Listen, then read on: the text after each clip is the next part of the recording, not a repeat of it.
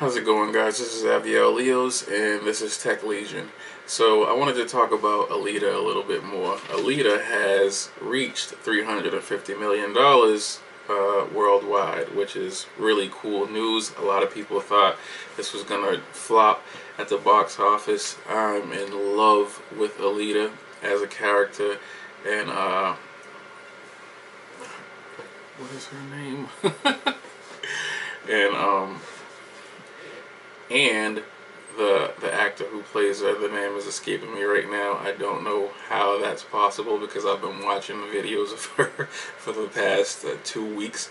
But yeah, this is really good news because everybody is hoping to see a sequel. I'm inclined to believe we're gonna get a sequel. I don't, I'm not as cryptic as everybody else that thinks that if it doesn't pass, 400 or 450 million, that we won't see one. I think we're definitely getting a sequel.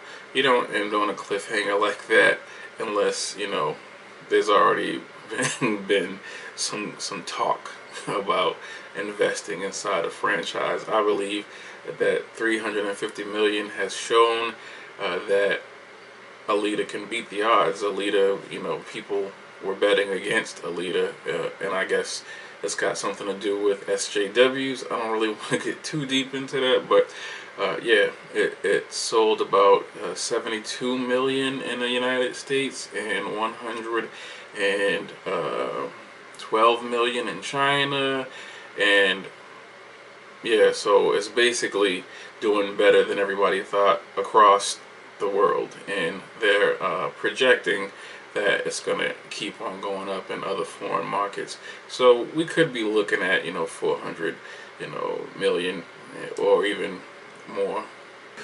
So I've been watching a lot of interviews and behind the scenes videos for Alita in the last couple weeks, and I gotta say that it makes me appreciate the work that they do a lot more.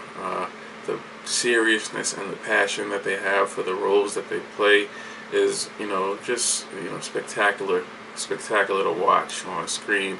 I know a lot of people think Christopher Waltz is rude or awkward or cringy, but I totally get it. I can imagine that he's been answering the same questions for a really long time, and he's probably bored with interviewers and want them to go deeper and ask him something that he can really respond to.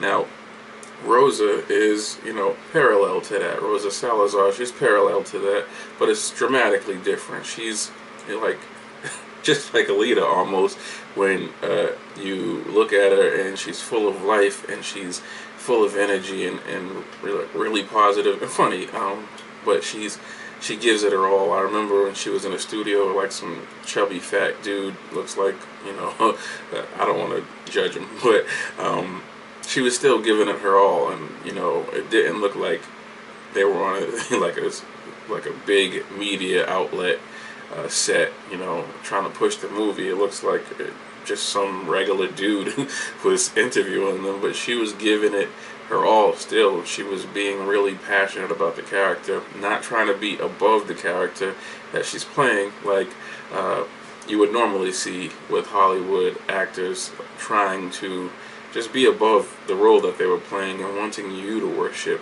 the role that they played inside of a movie. So I was totally impressed with the way that they carried themselves, and the behind the scenes work also, just watching people act. And I always say that I don't think I could ever act, and I'm not trying to be like a tough guy or anything, but just being fake to me is so cringy. Like when sometimes at points in movies when I realize that these people are acting again, I'm just like, oh my goodness, I can't imagine myself like acting like I'm inside a dire situation or acting like I'm inside the the height of love. It just doesn't, I don't think I could do it.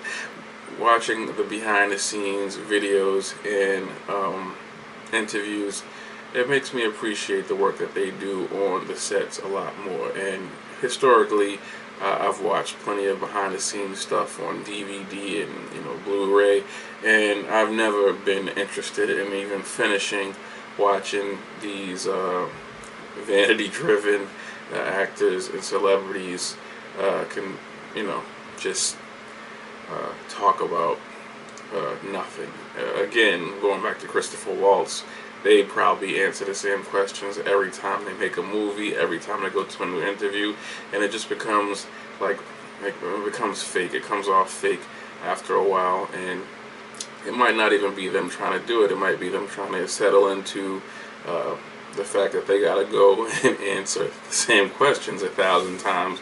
But these two managed to pull it off without ever making it seem old. With that being said, you should go, if you haven't, check out the behind the scenes work and check out some of the interviews. Rosa Salazar is the magnificent comedian. Another thing is, I guess I have to go back into the SJW thing. I really don't like the negative energy that's surrounding Alita Battle Angel. Not necessarily because anything that the fans of the movie or the supporters of the movie are doing, but what they have to react to, and that's, the constant badgering of the character Alita. And I gotta say, in older times, Alita would have been an American darling, and she probably would have been a household name by now, and probably the biggest thing on TV. Burger King cups, Wendy's toys, all kind of stuff.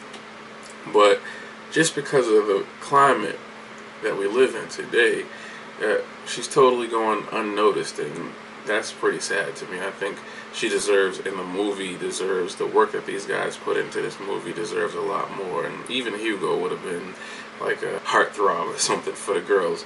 So all of that's just being brushed over simply because some people with an agenda don't want this movie to succeed. I can't even understand why. I mean, it's a strong girl, saving boys, weak men, and just destroying everything in her path. I don't get what the problem is with that.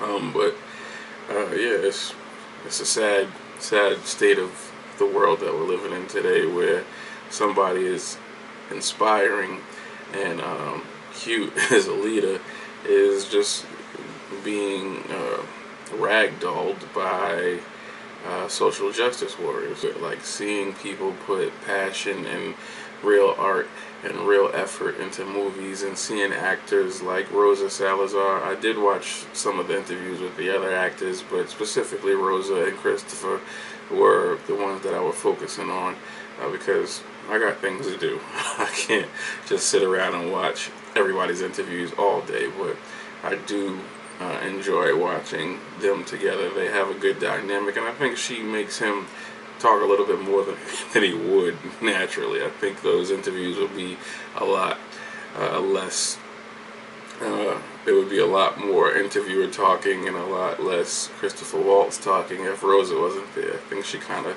nudges him and makes him get into the interview a little bit more than he would. The industry's lack of respect for the movie is just terrible.